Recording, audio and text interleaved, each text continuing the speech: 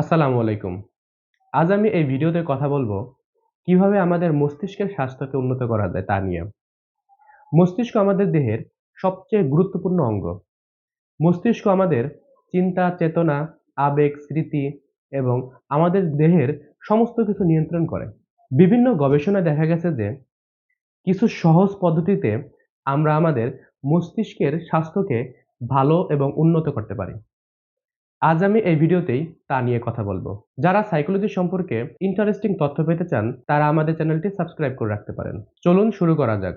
মস্তিষ্কের কর্মক্ষমতা বৃদ্ধির জন্য সর্বপ্রথম যে কাজটি করতে হবে তা হলো নিয়মিত ব্যায়াম। বিভিন্ন গবেষণায় দেখা গেছে যে যারা নিয়মিত ব্যায়াম করে তাদের মস্তিষ্কের কর্মক্ষমতা দিন দিন বৃদ্ধি পায়। একটি গবেষণায় দেখা যায় যারা সপ্তাহে ৫ দিন অন্তত ৩০ মিনিট করে হাঁটে বা হালকা ব্যায়াম করে তাদের কগনিটিভ কর্মক্ষমতা অনেক বেড়ে যায়। তাদের নিউরনের কোষগুলো বৃদ্ধি পায় এবং যার ফলে তারা দীর্ঘ সময় স্মৃতি ধরে রাখতে এবং দীর্ঘ সময় ফোকাস ধরে রাখতে সাহায্য করে।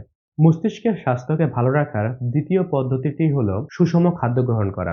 বিভিন্ন গবেষণায় দেখা গেছে যে ওমেগা 3 ফ্যাটি অ্যাসিড এবং অ্যান্টিঅক্সিডেন্টযুক্ত খাবার যেমন মাছ, সবুজ শাকসবজি, বাদাম এগুলো আমাদের মস্তিষ্কের কার্যক্ষমতা বাড়িয়ে দেয়। তাছাড়াও ওমেগা 3 যারা নিয়মিত গ্রহণ করে তাদের কগনিটিভ ফাংশনিং অনেক ভালো হয়।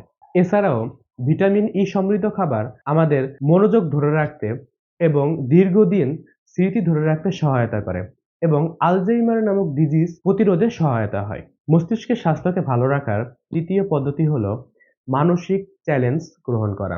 আমরা যদি নিয়মিত কোনো কিছু শিখতে থাকি, যেমন নতুন ভাষা শেখা, পাজল সলভ করা, জটিল গাণিতিক সমাধান করা, এগুলো যদি করতে থাকি তাহলে আমাদের মস্তিষ্কে নিউরাল কানেকশন তৈরি হয়, যা আমাদের দীর্ঘদিন স্মৃতি ধরে রাখতে সহায়তা করে এবং আমরা যদি কোনো সমস্যার মুখোমুখি হই, সেক্ষেত্রে সেই সমস্যাটি মোকাবেলা করার জন্য ব্রেইন খুব দ্রুত কাজ করতে পারে।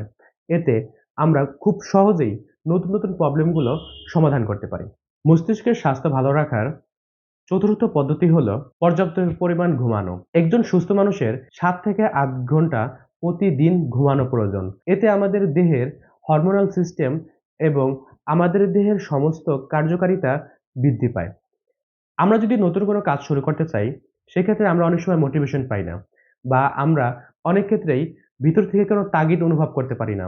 এর অন্যতম কারণ হতে পারে আমরা পর্যাপ্ত পরিমাণ না ঘুমানোর জন্য আমাদের হরমোনাল ইমব্যালেন্স তৈরি হওয়া। তাই পর্যাপ্ত পরিমাণ ঘুমানোর ফলে আমাদের দেহ যেমন সুস্থ থাকবে, একই সাথে আমাদের মস্তিষ্কের স্বাস্থ্যও ভালো থাকবে। মস্তিষ্কের স্বাস্থ্যকে ভালো রাখার পঞ্চম উপায়টি হলো মানসিক চাপ থেকে মুক্ত থাকা। যখন আমরা মানসিক চাপে থাকি, তখন আমাদের দেহ থেকে কর্টিসল নামক একটি হরমোন নিঃসরণ হয়। এই কর্টিসল হরমোন আমাদের মস্তিষ্কের হিপোক্যাম্পাস এরিয়াতে নেতিবাচক প্রভাব বিস্তার করে, যার ফলে আমাদের স্মৃতিশক্তি এবং ফোকাসে সমস্যা হয়। আর এই হিপোক্যাম্পাস আমাদের আবেগ এবং স্মৃতিকে কন্ট্রোল করে। তাই যদি আমরা দীর্ঘ সময় ধরে মানসিক চাপের মধ্যে থাকি, তাহলে আমাদের আবেগ এবং স্মৃতিতে সমস্যা হতে পারে।